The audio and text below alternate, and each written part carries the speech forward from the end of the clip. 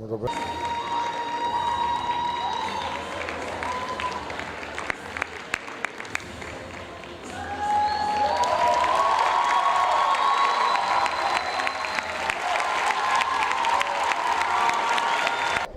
المشاهدين، وفي تكريمات مهرجان المسرحي الدولي بالإسكندرية معانا فارس فياض، أصغر ممثل اتكرم النهارده. ازيك يا فارس؟ الحمد لله تمام. ايه الجوائز الحلوه بقى اللي انت خدتها النهارده دي؟ خدت تميز تمثيل عن عرض كاسبر، وخدت شكر عادي. كان تابع مين المخرج اللي عامل العمل؟ المخرج اشرف علي. اشرف علي. اشرف علي كان عرض اول، واخدنا افضل مخرج اول وافضل ممثل اول، وخدنا جوائز ياما، وخدنا افضل ديكور، واخدنا افضل اضاءه، اخدنا افضل كل حاجه. يعني احتليتوا الجوائز المهرجان كله؟ اول كلها. اول مره تشارك في المهرجان؟ اول مره السنه دي، الدوره ال 14 ليا.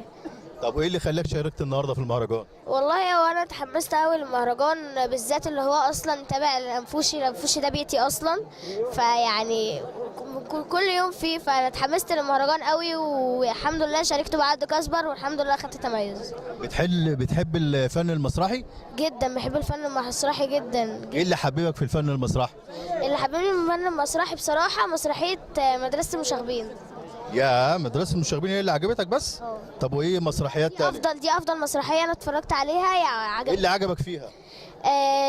كاركتر عادل امام، يعني هو الوحيد بس اللي انا يعني نفسي اطلع شبه عادل امام.